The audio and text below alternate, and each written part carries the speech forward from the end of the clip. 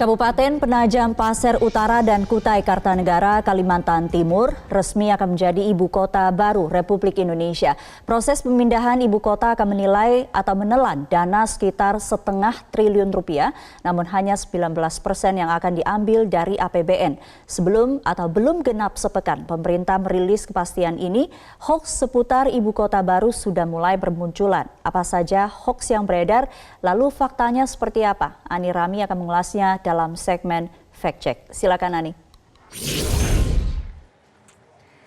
Ya, Sumi dan juga pemirsa, ada unggahan di media sosial yang menyebutkan bahwa pemindahan ibu kota adalah atas usulan dari PKI. Kita lihat seperti ini.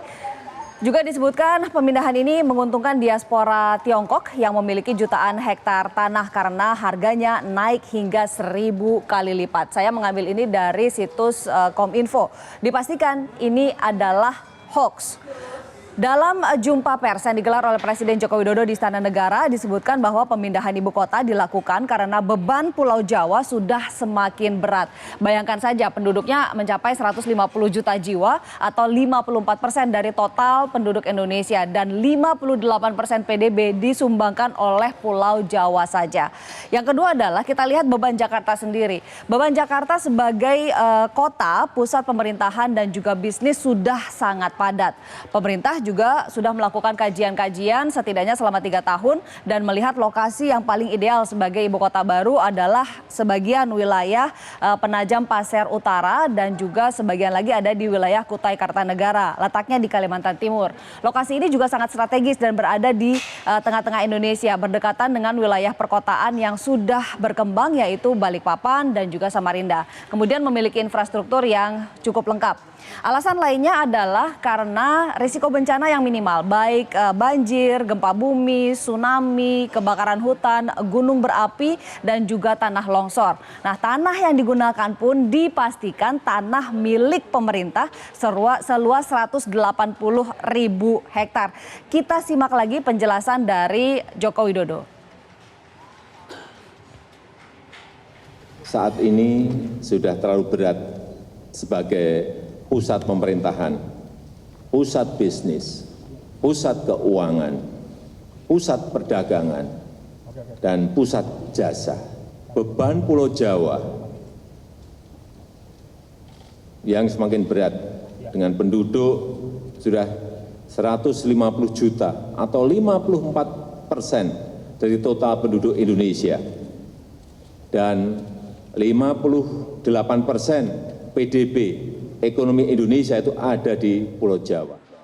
Berikutnya saya akan mengangkat cek fakta yang dilakukan oleh rekan-rekan Tempo terkait disebutkan bahwa ada kepentingan Beijing dalam pemindahan ibu kota. Ada pula cuitan dari Wakil Sekretaris Jenderal Majelis Ulama Indonesia Tengku Zulkarnain yang menyebut secara pertahanan sangat mudah dijangkau oleh Tiongkok dengan kapal perang, pesawat tempur, bahkan rudal.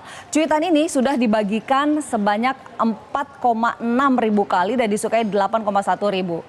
Cocokologi atau ilmu memaksa dicocok-cocokkan ini meletakkan dasar logikanya pada keberadaan Republik Lanfang yang berdiri pada tahun 1777 di Kalimantan Barat.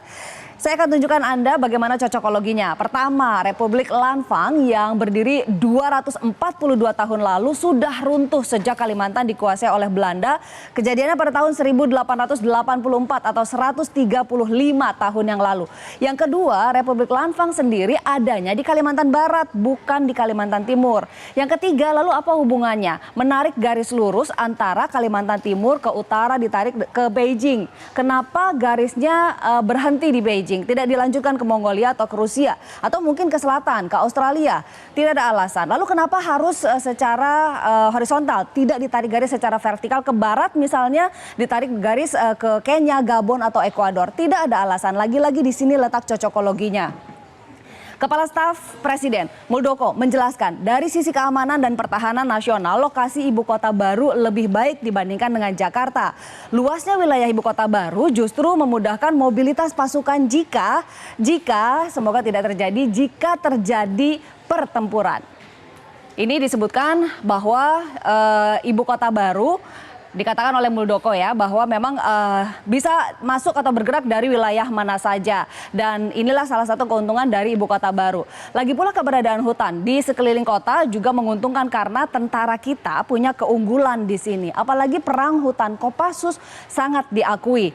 Pangkalan militer pun akan dibangun di ibu kota baru. Bayangkan saja kalau pusat pemerintahan pindah, artinya Mabes TNI dan juga Mabes 3 angkatan beserta Sapras dan juga Kesatuan Kodal yang melekat sebagai pengamanan ibu kota dan VVIP pastinya juga akan pindah. Kita simak apa yang disampaikan oleh Muldoko. Kalau nanti dengan teknologi yang ada, jika misalnya terjadi pertempuran, maka akan ada pergerakan yang lebih mudah di ibu kota baru karena memang lokasinya lebih luas. Kita lihat ke berikutnya, hoax yang terakhir yang ingin saya bahas terkait dokumen kajian pemindahan ibu kota. Ada tulisannya Tim Nawacipta 2018 untuk Bappenas. Isinya perbandingan kesiapan infrastruktur berbagai pulau sebagai ibu kota.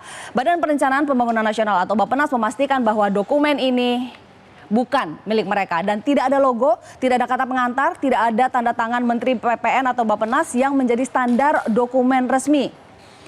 Kalau misalnya Anda butuh informasi yang lengkap, valid, dan terpercaya terkait rencana pemindahan ibu kota, ya carinya jangan di media sosial dong. Apalagi menelan bulat-bulat cuitan atau postingan yang sumbernya tidak jelas atau malah dari akun anonim.